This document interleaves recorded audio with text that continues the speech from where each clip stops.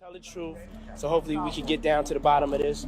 I'm 100%, the charges against me are 100% false, and hopefully due to time, we'll start to see that. The case against Sean Diddy Combs is barreling into a pivotal phase, with jaw-dropping twists erupting left and right. If Kim ever tried to get with somebody, Puff would interfere. Amid the legal tempest swallowing the music mogul whole, a stunning bombshell has just detonated. Diddy's daughters, Delilah, Chance, and Jessie, are plotting to file for emancipation from their father's guardianship. Why are the daughters of this hip-hop titan turning their backs on him?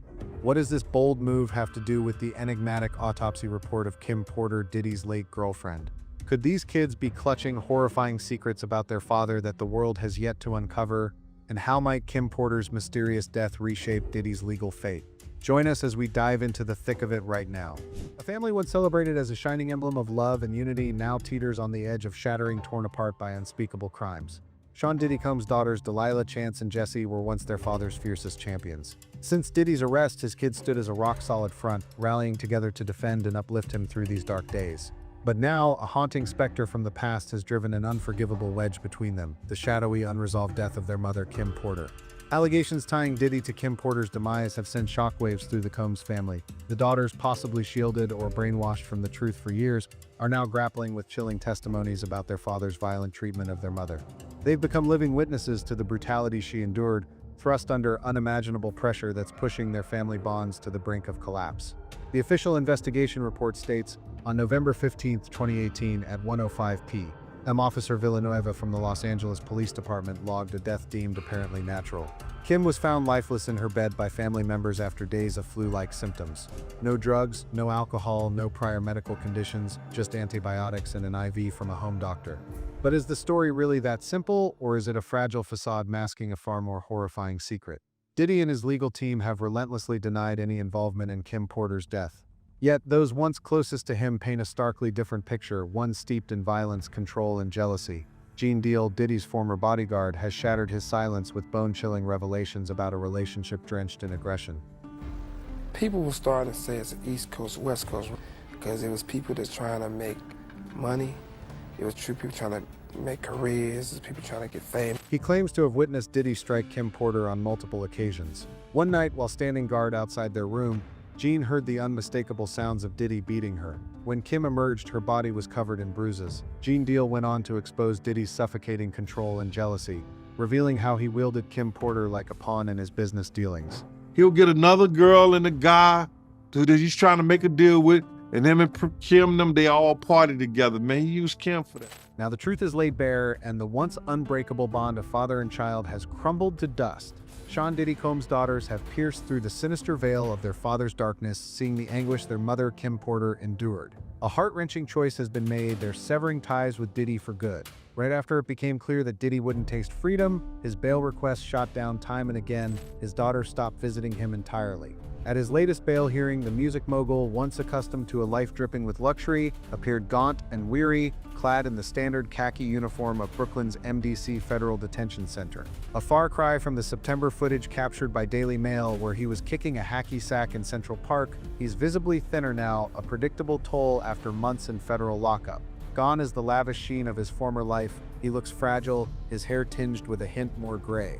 It's a downfall no one saw coming, but not everyone's turned their back.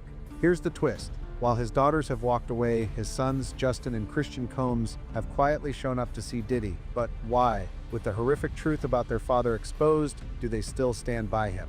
The answer cuts deep, like father, like son. They're not just heirs, they're monsters forged in the same criminal bloodline. It's not love that binds them, but a shared darkness, a sinister thread tying them to the wicked empire Diddy built, a web of crime so vast it defies comprehension. They'll stop at nothing, not just to spring Diddy from justice's grip, but to shield an entire grotesque system. The depraved freak-off parties, the schemes to silence witnesses, all cloaked in what seemed like flawless secrecy. The mysterious 2018 death of Kim Porter has roared back into the spotlight, ignited by the explosive rise of the book Kim's Last Words, now a top seller on Amazon. It's unleashed jaw-dropping allegations that her passing wasn't a tragic fluke, but the chilling outcome of a monstrous crime tied to Sean Diddy Combs. What truth is being smothered beneath the surface? Kim's last words hits like a delayed detonation, its pages brimming with vivid accounts of physical violence and sexual coercion Diddy allegedly inflicted on Kim Porter. Yet, their 4 children have fiercely pushed back, branding the book a shame. Is this a desperate bid to shield their father's reputation, or are they burying a darker reality? Kim Porter's death was officially pinned on pneumonia, but the circumstances swirling around it reek of suspicion. A book Kim allegedly wrote warned that Diddy might hunt her down, and the fact that her coffin was ordered a week before she died fuels whispers of a calculated murder. How does a healthy woman contract and succumb to pneumonia in under a week? Why didn't she check into a hospital when she had access to the world's top doctors? Something's gravely off about Kim Porter's death. Too many threads don't tie up. First off, police rummaged through Kim's purse and found a receipt for a massage she'd had about an hour before, an odd move for someone supposedly battling severe pneumonia. Who massages a pneumonia patient? Then there's the second red flag at the scene. Kim Porter's laptop and phone mysteriously vanished. On top of that, the Combs family whisked her body away before police could fully inspect the site, declaring her dead and assuring detectives there was no foul play. And those bruises and discoloration on Kim Porter's body, they've never been explained. The autopsy report noted bruises and odd discoloration across Kim Porter's frame but offered no clarity. Diddy keeps denying any involvement, yet his sons are scrambling to keep the truth under wraps. Are these signs of abuse or just innocent marks? Why did the police so easily shrug off a tampered crime scene? Were they blind to the inconsistencies or paid off by someone? Justin? Christian? Or some loyal faction in Diddy's corner? Wind of accusations battering Sean Diddy Combs, a ferocious battle is raging, not just in the courtroom, but within the very heart of the music mogul's family. With Diddy locked up, his sons Justin and Christian are reportedly stepping in to steer their father's alleged crime empire. A leaked phone call between Diddy and Justin reveals a chilling plot, Diddy scheming to use his sons to ditch evidence seized from his Miami mansion. That haul includes all the videotapes nabbed by the FBI, plus 1,000 bottles of baby oil and sedatives. The jailhouse call, freshly leaked and posted by Social Details, is loaded with coded language. It's believed to be Diddy's voice, so let's tune in and unpack it together. I'm gonna need you to get rid of all the leftover pizza boxes. Make sure you recycle the plastic like we talked about. In the call, Diddy tosses around coded terms like pizza and recycle the plastic. For those out of the loop, let me break it down. Pizza hints at something, maybe what they're dancing around in this alleged conversation. And pizza, it's tied to kids and trafficking. Make sure to recycle the plastic right now. He starts name-dropping someone called Jay. People are guessing Jay-Z, though there's no confirmation. Then there's this recycle the plastic line. I'm stumped on that one. If you've got theories, drop them in the comments. It sounds like he's fishing for help in this call, claiming too many folks are staying quiet, maybe allies in his corner, and insisting he'll come out on top. Diddy himself pushed his lawyers to get this evidence thrown out. His legal team's arguing the FBI's search warrant was shady and none of the evidence they're bringing holds water. Could this tie back to what he's whispering to his son? Like father, like son. The only reason Diddy's boys are still in his camp, they're cut from the same monstrous cloth. According to allegations in the civil lawsuits, Justin and Christian Combs are neck-deep in their dad's criminal mess. Justin, per Lil Rod's lawsuit, is painted as a predator lurking in the shadows, tasked with rounding up minors and prostitutes for Diddy's freak-off parties, those wild, drug-soaked spectacles of debauchery. On top of that, Justin's accused of covering up a 2022 shooting at Diddy's studio. Lil Rod's testimony says while he was trying to save someone, Diddy and Justin vanished like ghosts, later strong-arming him to lie to the cops and call it a drive-by. Diddy's second son, Christian, aka King Combs, isn't dodging the heat either. Grace Omar K. sued him, alleging he sexually assaulted her on a yacht in 2022 with Diddy's backing. She described a nightmare of spiked tequila, repulsive groping, and a family getaway that morphed into a depraved horror show. Diddy's sons aren't just defending him, they're sinking deeper into his swamp. With all this fresh dirt spilling out, it's no wonder Diddy's daughters feel uneasy being anywhere near him. Will the truth break free? Will justice strike? Let's keep our eyes glued to every twist in this case. Right now, Diddy's caged at MDC Brooklyn, staring down a slew of heavy charges for his criminal trial slated for May 5, 2025.